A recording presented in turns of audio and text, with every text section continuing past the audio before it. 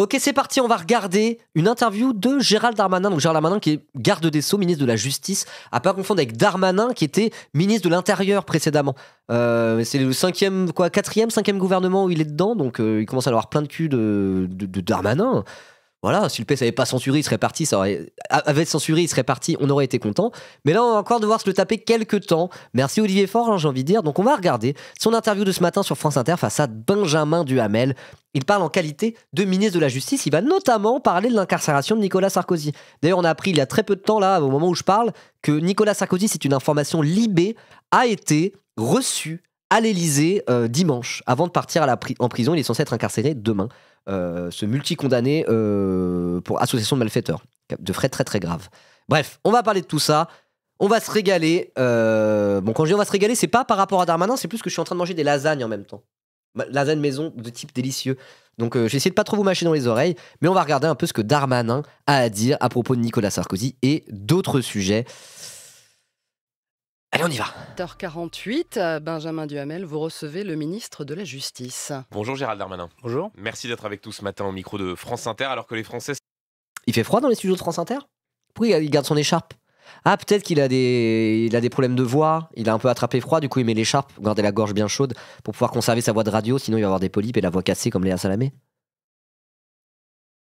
Et tu vas te faire interviewer sur France Inter, c'est Benjamin Duhamel qui t'interviewe, déjà t'es un peu en mode genre... Mais en plus il a gardé son écharpe, il a même pas daigné enlever son écharpe. C'est à cause de la clim que lui a mis le vieux il y a 3 jours. Oh, sympa le jeu de mots. C'est très impoli, hein, c'est très impoli. Ou alors il cache des suçons. C'est pas impossible. Se réveille ce matin encore sous le choc du spectaculaire cambriolage qui a eu lieu oui, hier au musée aussi. du Louvre. 8 bijoux dérobés d'une valeur patrimoniale inestimable, alors que les voleurs ont utilisé un simple monte-charge garé devant le Louvre, une disqueuse et sont repartis sur un scooter avec leur butin. On a du mal à trouver les mots pour qualifier la situation ce matin. C'est un échec, un fiasco, une humiliation nationale. Vous avez suivi ça, hein ? Drôle. Alors après, c'est vraiment des pièces historiques pour le coup qui sont volées. Et d'un côté, on est genre waouh, impressionnant. Mais en vrai, c'est des circuits mafieux qui vont revendre les pierres précieuses sur le marché noir. En vrai, bon. Il y a un côté où c'est un peu rigolo, mais en soi, moi, je me réjouis pas vraiment, premier degré, que ça soit arrivé, quoi. Vous voyez ce que je veux dire ? C'est plus que, ouais, il y a aussi un problème de sécurité pour les trucs comme ça. Et vous savez, quels budgets sont baissés en permanence ? On en parlait tout à l'heure. Les budgets qui sont liés à la culture. Mais la culture, c'est aussi les musées, le grand patrimoine français, etc. Donc si vous n'avez pas des politiques de dépenses, de réduction des dépenses publiques en permanence qui passent aussi pour les musées, peut-être qu'il y aura un peu plus de thunes pour faire la sécurité et éviter de se faire voler les bijoux de la couronne. Voilà. Enfin, en tant que citoyen, on a perdu 0 € avec ce vol, donc Osef. Non mais oui, mais c'est plus que la noblesse pleure. Mais non, c'est pas qu'une histoire de noblesse, c'est que c'est quand même des trucs qui sont historiques, c'est des trucs qui sont historiques et qui étaient dans un musée. Donc moi, voilà, il y a un côté où je me dis, c'est dommage pour le musée du Louvre, quoi. Voilà, à ce moment-là, les grandes peintures de maîtres du XVIIe siècle en Italie qui est au Louvre, tu sais, les trucs de bourgeois, et si ça se fait dérober pour être vendu au marché noir, on s'en bat les couilles. Non, si t'aimes bien un petit peu tout ce qui est pas patrimoine, mais juste par rapport au musée, en vrai, bon, voilà. J'ai pas envie de me réjouir de ça juste pour faire le gauchiste un peu... Voilà. À la place de casser le service public, on pourrait revendre ces pièces inestimables et régler le problème des retraites. Non, vraiment pas. C'est pas comme ça que ça fonctionne. Voilà. Salut Journal Louise. T'étais pas là, on a regardé Tu pourrais aller regarder le replay un peu avant, mais du coup c'est bon. J'ai fait ta promo. On a regardé la bande-annonce, il y a même quelques personnes qui ont donné sur la cagnotte. Voilà. Au moins 3, mais il y en a peut-être d'autres, j'ai pas vu. Oui, voilà, c'est ça. J'ai vu ce matin, Libé annonce que Macron a reçu Sarkozy. C'est une dinguerie. Je mets ça de côté, mais je pense qu'on fera un live spécial Sarkozy juste derrière, quoi. Bon, bref. Voilà. Ça va être détruit, fondu, etc. Il n'y a rien de drôle là-dedans. Oui, voilà, c'est ça. Bon, ça reste un objet historique qui a été récupéré par des réseaux mafieux pour aller les détruire et revendre juste l'or et les pierres précieuses. Bon, c'est un peu dommage, ça sert un peu à rien, quoi. J'espère que les objets d'art africains sont toujours là. Ça serait dommage qu'ils se fassent voler une deuxième fois. Et oui. Non mais là, c'est pas comme si c'était, je sais pas, des activistes anticoloniaux qui avaient volé des œuvres qu'il y a dans des musées français pour aller les rendre dans les pays où ils ont été volés en Afrique, quoi.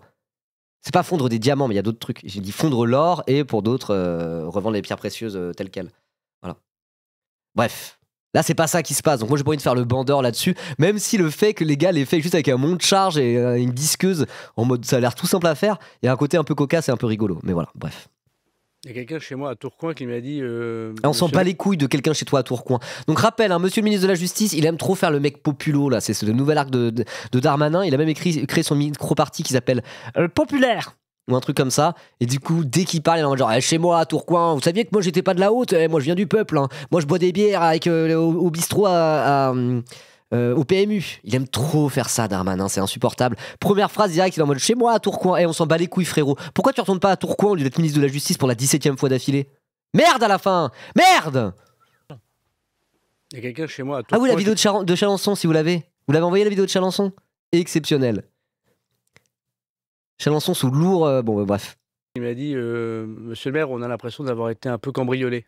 Je pense que les Français ce matin, ils ont tous un peu l'impression, enfin je crois une grande majorité. Non, le Louvre se sent cambriolé, ça c'est sûr. Mais c'est en mode, est-ce qu'il va lier ça à l'insécurité? Il y a un problème d'insécurité en France, je vous le dis depuis toujours. L'insécurité, c'est aussi ces cambriolages au Louvre. Les Français voient l'insécurité à travers ça. La France n'est plus en mesure de se défendre. Moi, je trouve ça dommage parce que c'est des objets historiques qui vont être plus ou moins détruits, vendus. Donc, je trouve ça dommage pour le Louvre, quoi. Mais en vrai, aux œufs un peu, hein. Ah, merci les là. Jean-Pierre Chalençon, on regarde juste après. On le regarde juste après, je suis désolé. Je vous mâche dans les oreilles, je vais essayer d'éviter. Français d'avoir été cambriolé. Et de même que Notre-Dame, quand elle brûlait, c'était notre église qui brûlait, même si on n'était pas catholique, se faire voler des bijoux au Louvre de façon aussi rocambolesque, c'est effectivement, ça affiche mal. Et par ailleurs, c'est une image de la France très négative. Le président... L'image de la France très négative, par ailleurs, ouais. Ah, je l'aime pas celui-là. Bah, moi j'ai pas pleuré hein, quand il y avait le toit de Notre-Dame qui a brûlé. Je suis genre, waouh! Oh non! Waouh! J'étais impressionné, j'étais épaté. Et après, bah, j'ai vu qu'il reconstruisait et je me suis dit, ah bah cool. Mais bon, je veux dire, ça va. Bon, ça va, il y a pire dans la vie. Il y a des trucs qui me choquent plus. Il y a des trucs qui me choquent plus que ça. Le président du RN, Jordan Bardella, se pose cette question, jusqu'où ira le délitement de l'État? Est-ce qu'il y a quelque chose ici dans cette Pépita qui nous dit facilité rien à avec foutre et mon taf c'est le patrimoine. Voilà, exactement. laquelle les cambrioleurs ont pu monter au premier étage avec un monte charge, du délitement de l'État?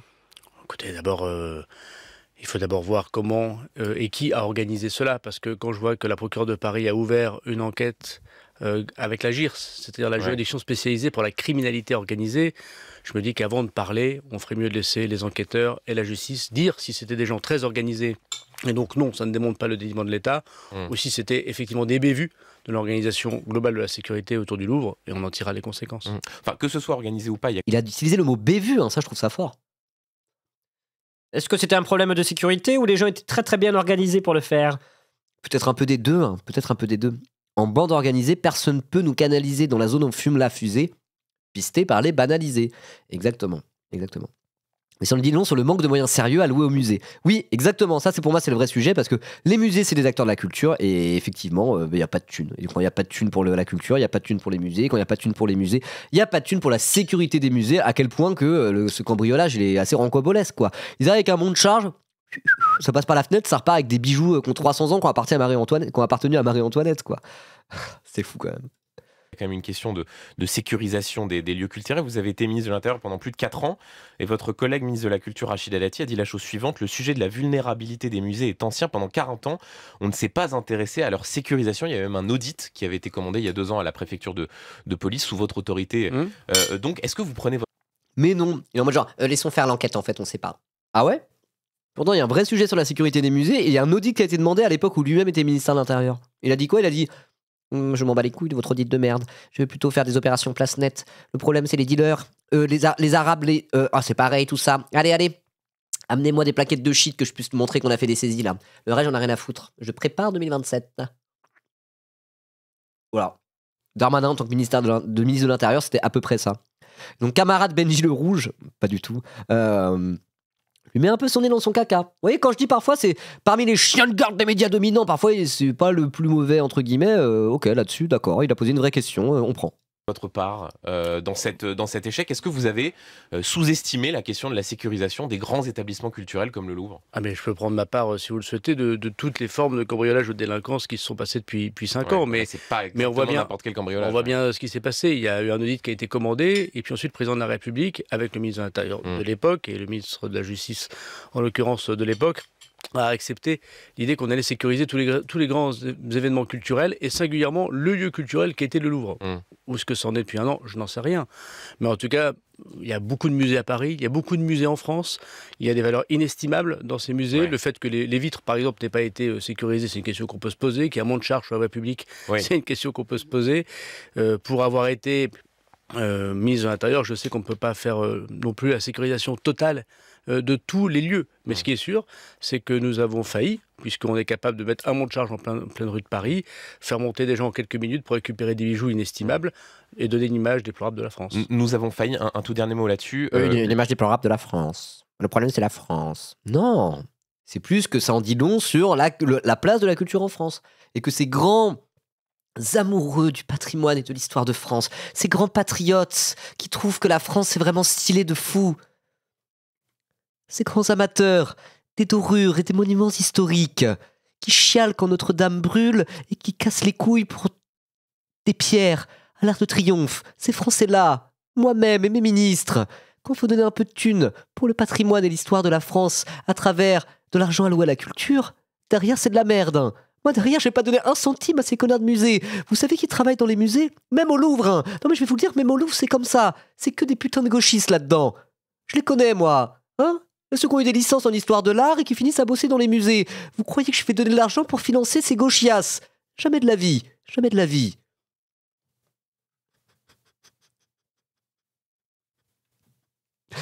Bref. Les enquêteurs, la justice sont... Un pipita. Ouais, les gauchias, là, qui histoire de l'art, qui finissent à bosser dans la culture et dans le patrimoine. Voilà.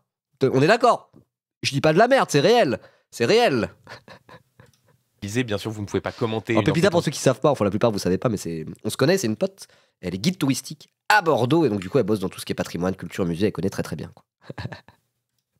C'est réel. Est-ce que vous pouvez nous dire ce matin des informations dont on dispose sur les investigations? Justement, je ne peux pas les dire. Donc, la procureure de la République hier a fait une communication. Elle a eu raison de le faire très rapidement. Je suis sûr qu'elle communiquera de nouveau cette semaine. Ce que je sais en tant qu'ancien ministre de l'Intérieur, c'est que la police gagne toujours à la fin. Quoi? Ah, parce que je sais, c'est que la police gagne toujours à la fin. C'est les gentils contre les méchants. Lucky Luke, à la fin, il repart, il a capturé les Dalton. Non mais frérot, tu parles aux Français ou tu parles à des gamins de 8 ans, quoi? C'est les gentils qu'à la fin qui gagnent et la police, elle attrape les méchants. Ok, pas de patrouille. Ok, Starsky et Hutch, quoi. Oh là là, oh, c'est grave, hein. Quel blaireau, hein. Quel blaireau. Je leur remets. Cette semaine, ce que je sais en tant qu'ancien ministre de l'Intérieur, c'est que la police gagne toujours à la fin. Ah ouais. On dit, il y a des exemples des fois où la police n'a pas gagné. Il y a des gens, ils n'ont jamais été retrouvés par les flics. Hein. Le temps médiatique de l'événement n'est pas toujours le temps médiatique de l'arrestation. Ouais. Mais Péruven qui nous dit. En vrai, il a raison. Quand il est accusé, la police gagne toujours à la fin. C'est vrai, c'est vrai. La police est toujours innocentée, c'est vrai, parce que l'IGPN ne fait pas son travail. Enfin, s'il fait son travail de innocenter la police dès qu'il y a des bavures, dès qu'il y a des violences. Mais voilà, Xavier Dupont de Ligonnès. C'est Xavier Dupont de Ligonnès ou la police française qui a gagné? Objection! Xavier Dupont de Ligonnès, monsieur le ministre. Seront arrêtés, pour moi ça ne fait aucun doute. La question c'est quand? Dans un mois? Dans un an, comme dit Bérénice? Gérald. Oh, dans un mois, dans un an, comme dit Bérénice. Quel poète. Quel poète. Ah non, attendez. Je suis le ténébreux, le veuf, l'inconsolé. Le prince d'Aquitaine à la tour abolie. Ma seule étoile est morte et mon lutte constellée porte le soleil noir de ma mélancolie. Ah, le poète, hein. Comme disait Bérénice, il enchaîne de... À la fin, les gentils, ils gagnent et les méchants, la police, elle attrape les méchants. Et après, mon papa, il est super fort. Et après, il enchaîne en mode genre, comme dans un mois ou dans un an, comme disait Bérénice. Choisis, t'as 8 ans ou 70 ans, frérot? Ah, tu casses les couilles. Il veut faire le populo de Tourcoing en mode genre, moi je suis proche du peuple. Et à côté, il est là en mode genre, je m'adresse au peuple de Tourcoing, aux classes populaires de Tourcoing et aux cagneux, à ceux qui font hippocagne, quoi. Choisis à un moment donné. Oh. Bref, allez, petite interlude. Oups. Petite interlude. On voit pas mes amis ou quoi là? Non, ça va. Jean-Pierre Chalençon. Lui, du coup, se vole. Quand Darmanin était en mode genre les Français sont extrêmement choqués par ce qui se passe car c'est le patrimoine français qui s'en va en éclats. Jean-Pierre Chalençon, lui, les choque-barres pour de vrai pour le coup. Je vais vous montrer. La vidéo est très drôle. On peut mettre en plein écran ou c'est comment? Non, on peut pas. Bah parle. Vous entendez c'est quoi la musique derrière? C'est Stayin' Alive. Non, c'est pas... Si, c'est Stayin' Alive. Pierre-Jean Chalençon, pardon. Jamais j'aurais imaginé qu'on puisse faire ça.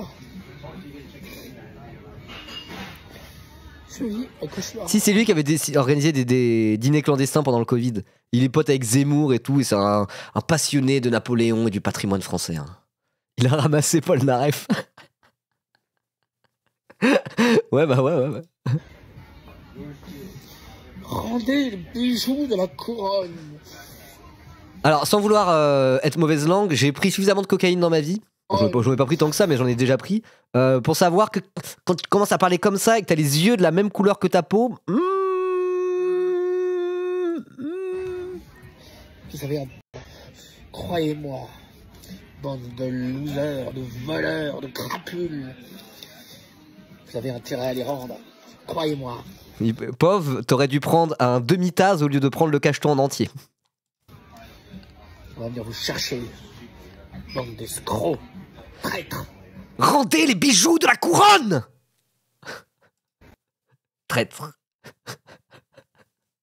Non, l'extrait est drôle. L'extrait est drôle de fou. Potatoes, ah non, lui il est trop polémique. Trop polémique. Moi je regarde pas Potatoes, c'est trop polémique pour moi. Non, Potatoes qu'on salue évidemment. Darmanin, allez, on reprend. Les grands auteurs. Vous avez été renommé ministre de la Justice la semaine dernière et vous dites vouloir remettre les victimes au centre du système pénal. Alors j'ai du mal à comprendre, ça veut dire qu'elles ne l'étaient pas auparavant? Non, elles ne l'étaient pas totalement auparavant. Il y a des gens formidables. Alors la victime des violences sexuelles que Darmanin a fait quand il était maire de Tourcoing, effectivement, n'a pas été au centre des préoccupations judiciaires. Hein. Et après, il est en mode genre, il y a eu un non-lieu, donc je suis innocent, alors qu'un non-lieu n'est pas une innocence. Ça veut dire que le dossier est trop vieux pour être traité. Donc on a le droit de dire, jusqu'à preuve du contraire, Darmanin est potentiellement un sale violeur. On a le droit de le dire. De cette manière-là, on a le droit de le dire. On a le droit de dire l'abject Darmanin est potentiellement un violeur étant donné qu'il y a eu non-lieu, il n'a pas pu être jugé en bonne et due forme, son innocence n'a pas été prouvée. L'innocence de Gérald Darmanin quant à ses violences sexuelles n'a pas été prouvée. On a le droit de dire ça. Dans les juridictions qui font attention aux victimes, bien évidemment, mais le système en général ne met pas la victime au centre de notre action. On met davantage l'accusé, qui d'ailleurs a des droits, qui avant que le procès ne le condamne définitivement d'ailleurs doit être respecté. Il y a un devoir d'impartialité évidente de la part des magistrats du système judiciaire, mais les victimes sont souvent mises de côté par des faits, et parfois des petits faits qui sont extrêmement choquants quand vous êtes victime. Je prends par exemple l'exemple de l'autopsie. Vous mettez parfois beaucoup de temps à récupérer le corps de votre conjoint, de vos enfants, de vos parents lorsque la justice s'en occupe et vous voulez faire votre deuil. Bon bah voilà, ça met beaucoup de temps. Moi, le nombre de lettres que je reçois le plus souvent. Après quand il y a une autopsie, c'est pas marrant, hein, c'est pas drôle à vivre. Quand il y a une autopsie, bon... T'es obligé de faire une autopsie, quoi. Je vois pas le rapport, je comprends pas.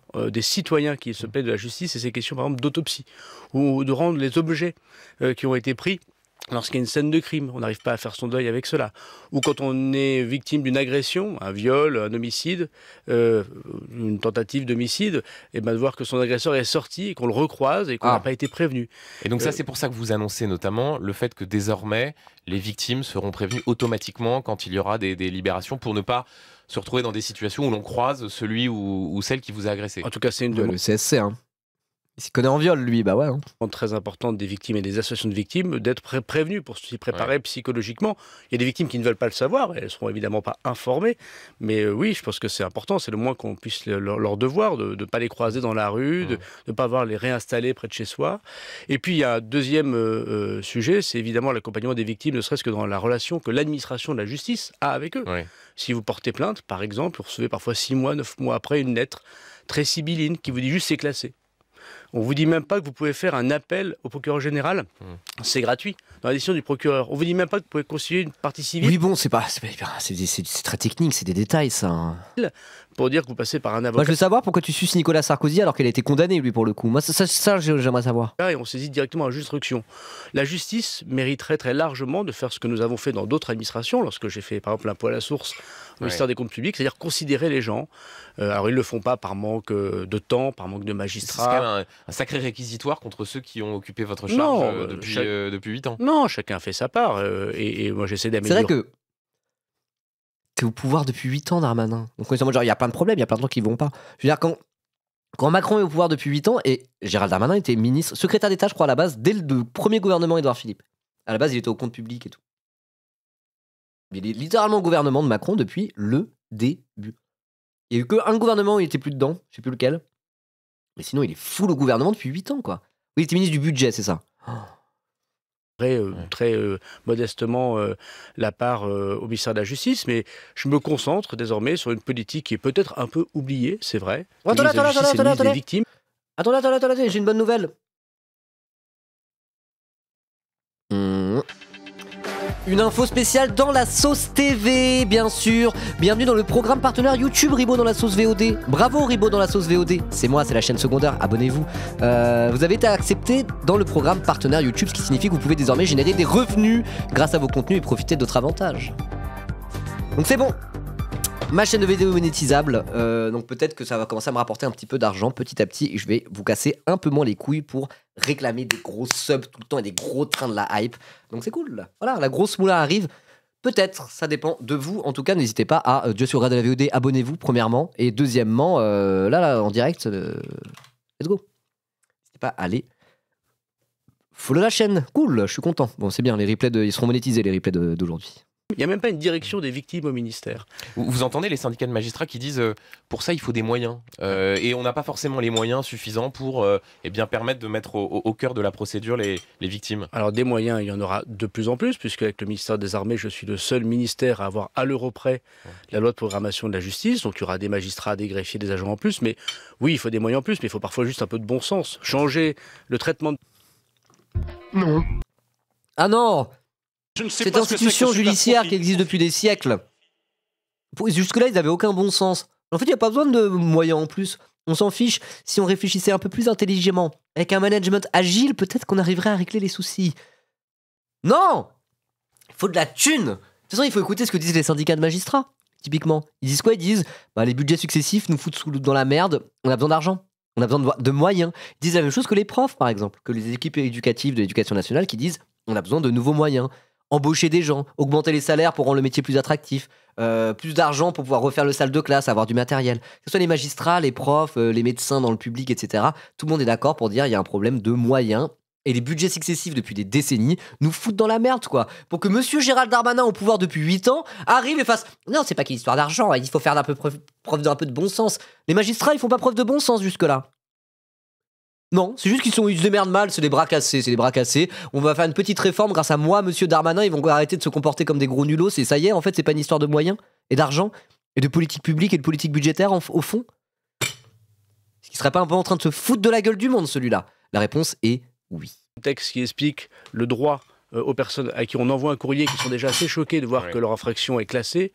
Enfin, en tout cas, que leur plainte est classée, je pense que ça coûte pas grand-chose. Juste avant de parler de Nicolas Sarkozy, vous allez tout à l'heure vous rendre à Nanterre dans le fameux pôle Cold Case où vous voulez visiblement changer la loi pour permettre d'aller un peu plus loin pour tenter d'élucider ces affaires qui ne l'ont pas été. Il y a vraiment des choses à faire encore pour améliorer et faciliter le travail des enquêteurs? Oui, moi j'étais très frappé quand j'étais ministre de l'Intérieur d'une demande qu'a fait le pôle Cold Case, c'est les pôles qui regardent les affaires très anciennes et qui n'ont pas de résolution, on n'a pas trouvé l'auteur de ces crimes, et ils ont demandé une coopération judiciaire au FBI pour trouver, grâce à l'ADN, on va dire un ADN récréatif, vous pouvez en France envoyer votre...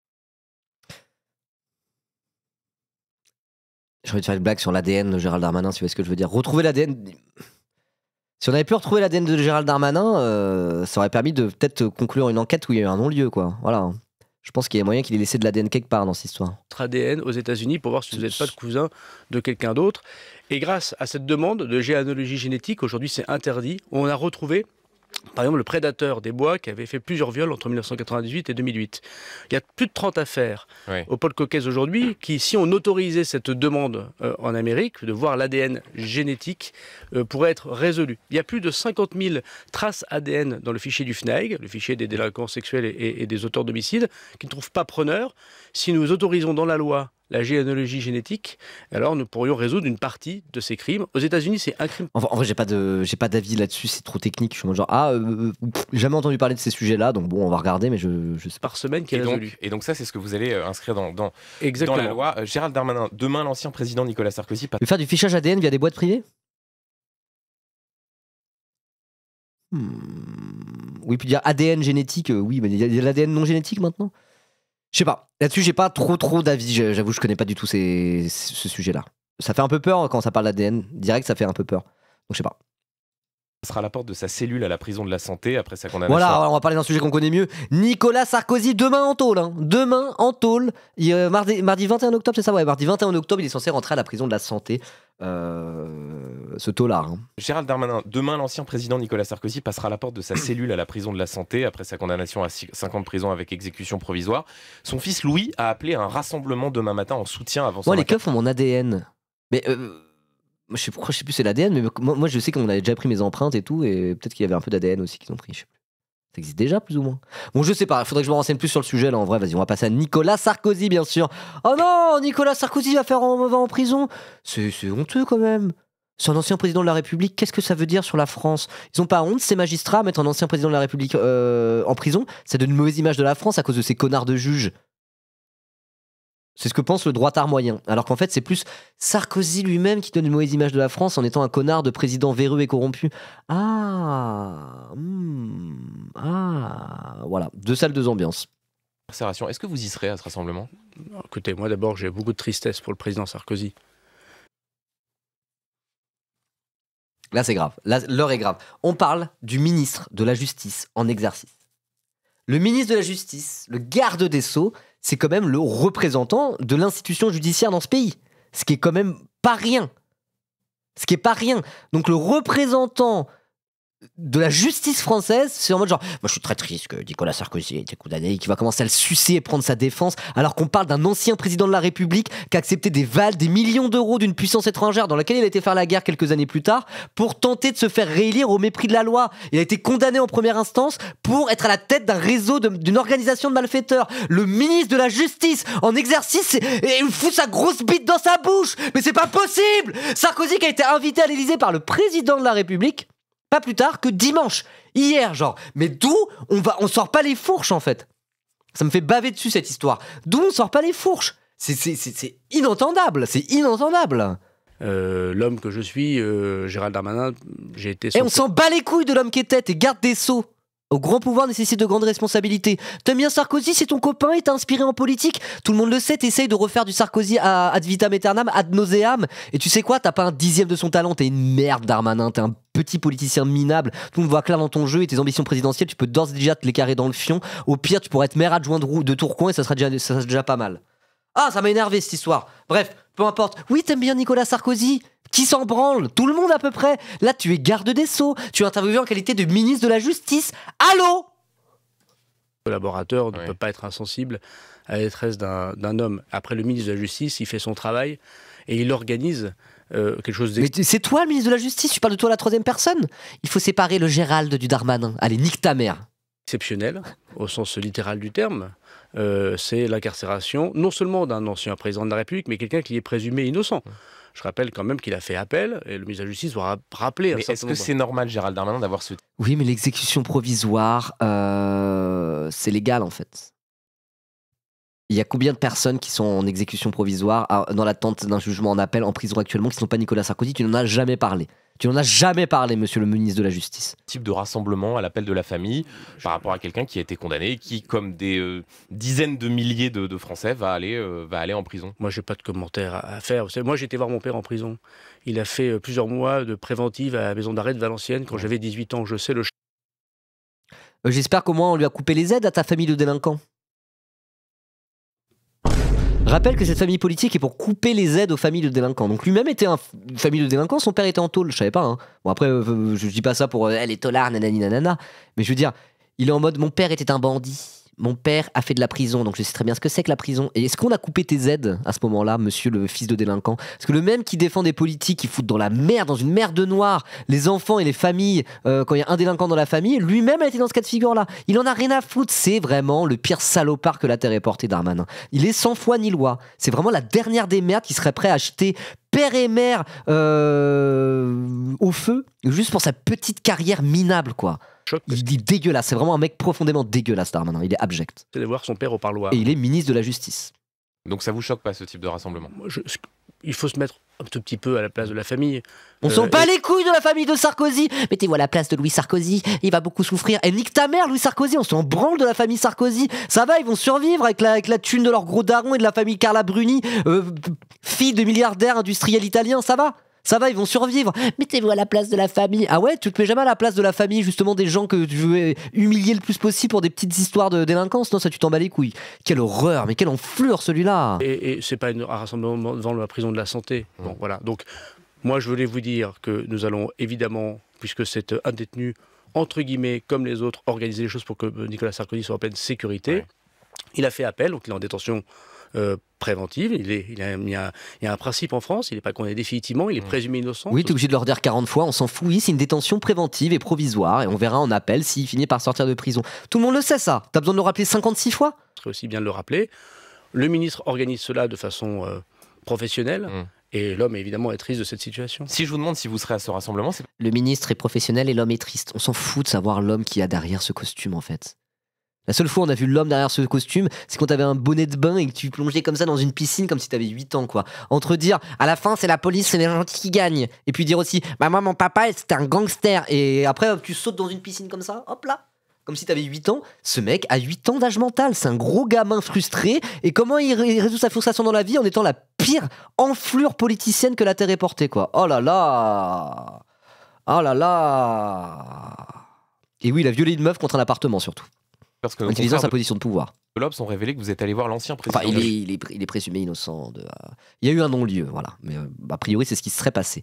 Il ne nie même pas avoir les éléments dans le dossier au moment de l'instruction, enfin au moment de son procès, qu'a abouti sur un non-lieu. Il n'a pas nié les éléments qu'il y avait dans le dossier, qui sont tout à fait analysables comme étant une agression sexuelle ou un viol avec harcèlement caractérisé, quoi. 2 jours après sa condamnation. D'après mes propres critères. Ça veut dire que mais pas ceux de la justice, il est présumé innocent, tout ça. Qui viole toutes les mesures de l'état de droit quand il se compare à Dreyfus, le garde des Sceaux. Attendez, pardon? Sarkozy s'est comparé à Dreyfus? Sarkozy s'est comparé à Dreyfus? Décision qui viole toutes les mesures de l'état de droit quand il se condamnation.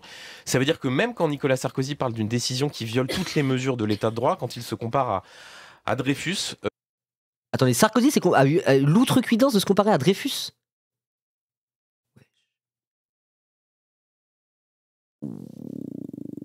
Waouh. Ok. Donc Dreyfus, accusé à tort de trahison à la France uniquement parce que juif, à un moment donné où il y a eu une montée gigantesque de l'antisémitisme qui a quand même abouti sur le nationalisme français des années 30 et la collaboration. Ça correspond à toute cette étape.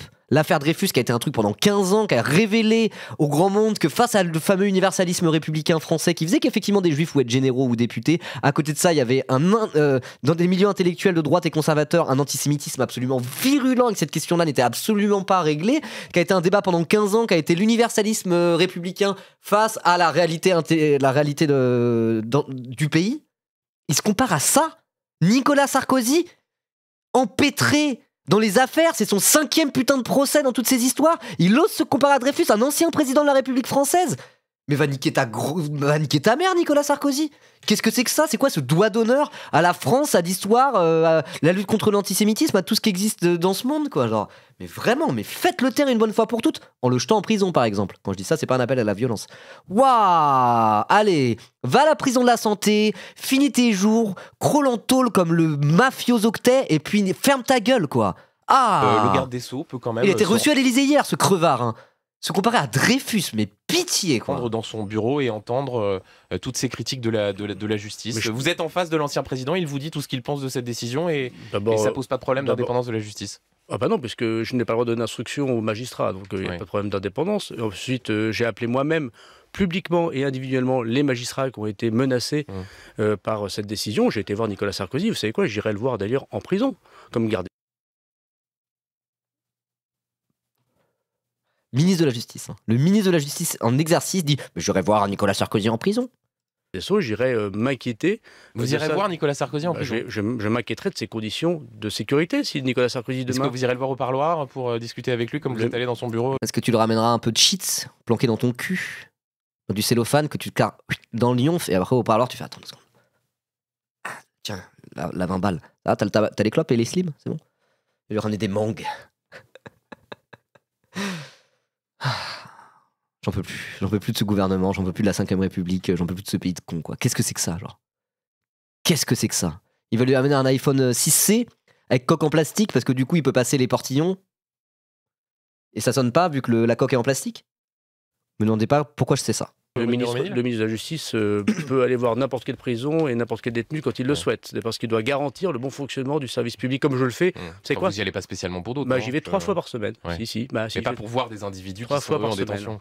Ça m'est arrivé, voilà, et je vais le faire. Et vous savez quoi, c'est pas anormal. Mais vous voyez bien, Gérald Darmanin, juste le symbole dans un moment où bah oui, merci, le symbole, quoi. Oh. La justice a été critiquée. Effectivement, vous rappeliez que vous aviez affiché votre soutien aux magistrats qui avaient été menacés d'aller rendre visite à quelqu'un, Nicolas Sarkozy, parfaitement estimable, mais qui a eu des propos extrêmement durs, pas seulement contre la décision, mais qui a mis en cause directement la justice de notre pays. Ça veut dire qu'en quelque sorte, est-ce que vous n'êtes pas comptable en allant le voir de ces critiques contre la justice?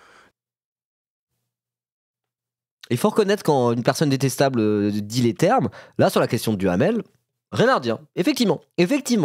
Très bonne question de la part de Benjamin Duhamel. Par contre, ça va probablement être une mauvaise réponse. Il va faire quoi? Il va faire genre il faut séparer l'homme de l'artiste, il faut séparer l'homme du violeur, il faut séparer l'homme du ministre de la Justice aussi. Donc moi, je suis pote avec Sarkozy. C'est pas en tant que ministre de la Justice que je vais le faire. Alors si je vais aller le voir, si je peux aller dans la prison, c'est en tant que ministre de la Justice, mais quand je serai face à Sarkozy, ça sera l'homme en fait. Je peux passer de manière fluide de homme à ministre, comme ça, sur commande. Donc vous allez arrêter de me casser les couilles 5 minutes. Ça va être ça globalement sa réponse. Hein. D'abord, on a le droit de critiquer l'édition de justice. Tout le monde le fait. Voilà. Mais là, il va plus loin, il se compare à Alfred Dreyfus. Mais je lui laisse l'entièreté responsabilité de ses propos. Je suis pas l'entièreté responsabilité de ses propos. Totalement d'accord toujours avec Nicolas Sarkozy. Donc la comparaison, elle ne vaut pas. Mais attendez, dans un moment aussi dramatique, M. Cohen, je pense, a fait un éditorial. Un moment aussi dramatique que quoi? Que Sarkozy en prison? Qui résumait assez bien la situation. Il y a des propos qui sont sans doute de part et d'autre excessifs quand je vois à quel point, par exemple, la France Insoumise se délecte de la mise en prison d'un homme alors qu'il... Allez, nique ta mère, 5 minutes. Se délecte de la mise en prison d'un homme. C'est pas se délecter de la mise en prison d'un homme, c'est de se délecter que justice a été faite dans ce pays et qu'un président d'exercice, et ce qui est sali la fonction présidentielle, sali la République, sali la France, à ce point-là, soit condamné de manière relativement exemplaire, en tout cas de manière conséquente, et ben on a le droit de se réjouir que justice a été faite, non? C'est comme quand je vois que LFI et certains gauchistes se réjouissent de la condamnation des violeurs de Madame Pellico, je trouve quand même que c'est un peu indécent. Ce serait de dire la même chose en fait. Il dirait pas ça sur Marc Darmanin dans le privé, dirait peut-être ça, effectivement, de la condamnation des violeurs de Madame Pellico, effectivement. Mais je veux dire, on marche sur la tête, quoi. On marche sur la tête. Qu'est-ce que c'est que cette putain de république de mafiosos en puissance, quoi? Jartez-les du pouvoir. Par exemple, en votant la motion de censure. Rappelle que si le PS avait voté la motion de censure, on n'aurait pas eu à se taper cette interview de merde. À l'heure actuelle, il ne serait plus ministre de la Justice. Bégodeau a presque dit ça sur Gisèle Pellico, c'est vrai. Bon, bref. En général, la fin de l'incarcération, je me pose des questions sur leur véritable sentiment, une sorte de masochisme pénal. Bon. Par ailleurs, le ministre de la Justice doit garantir, en effet, que les magistrats soient protégés. Je garantis intégralement cela. Et moi aussi, je dois dire à quel point, et c'est normal, on doit faire attention à la sécurité d'un ancien président à la prison de la Santé. Ça ne me paraît pas choquant que de le dire. Et les propos polémiques, c'est pour tous ceux qui veulent faire de la polémique. Merci beaucoup Gérald Darmanin, qui ira donc Florence voir Nicolas. Il fait jamais de polémique, hein, Darmanin. Il ne fait jamais de polémique. Jamais il a une petite phrase pour tirer la couverture médiatique vers lui, quitte à dire de la merde. Il n'a jamais fait ça. Hein. Il est au-dessus de la mêlée. Alors rappelle de toute façon que Darmanin arrive à date de péremption très très bientôt. Moi, je pense que ça va quand même finir par censurer, in fine. Je pense que dans 2 mois, 3 mois, d'ici la fin de l'année, il n'y aura plus Darmanin au pouvoir et après on verra ce qui se passe. Mais bon, il va continuer à essayer de revenir par la porte des élections locales et de LR et de machin bidule. J'en ai marre, je le déteste tellement. Nicolas Sarkozy en prison. J'espère que vous n'avez pas retenu que ça de ce qu'on vient de se dire. Non, ça permet un point d'esprit à la fin. Il y avait quoi d'autre à retenir? Il y a quoi d'autre à retenir de ce que tu viens de dire? Moi, j'ai retenu que ça. C'est la politique, mon ref. Hein. C'est comme ça, hein. C'est le truc le plus désastreux que les gens retiennent, hein, et tous les autres trucs, ils les retiennent pas. Hein. Tu le sais très bien. Oui, oui, bien sûr. Mais effectivement, et je n'ai rien à cacher des sentiments que je peux avoir pour les uns ou pour les autres. Merci messieurs, merci Benjamin. Bah, tu ferais mieux de cacher un peu tes sentiments parfois. Tu ferais mieux de te cacher tout court parce que cette sale bobine, on n'a plus envie de la voir. Je te le dis clairement. Je te le dis clairement. Je te le dis gentiment. Je te le dis gentiment. Oh, quelle horreur cette interview! C'était pire que ce que je croyais sur tout ce qui est Nicolas Sarkozy et compagnie. De toute façon, je pense qu'on refera un live spécial Nicolas Sarkozy dans pas très longtemps. Mais en tout cas, si je devais faire une conclusion sur cette petite séquence et sur Nicolas Sarkozy, ça serait celle-ci. Le ministre de la Justice en exercice, Gérald Darmanin, qui a lui-même failli être condamné pour viol à un moment donné, qui vole à la rescousse de son petit copain Nicolas Sarkozy, de son idole et de son mentor Nicolas Sarkozy, alors que c'est un ancien président de la République qui, dans le cadre de la fonction présidentielle, s'est comporté comme le dernier des mafiosos et a été condamné en première instance pour être à la tête d'un réseau de malfaiteurs. Si j'ai un truc à dire pour la conclusion, c'est bien ça. Quelle indignité. Abonnez-vous si vous suivez ça en VOD. Wink.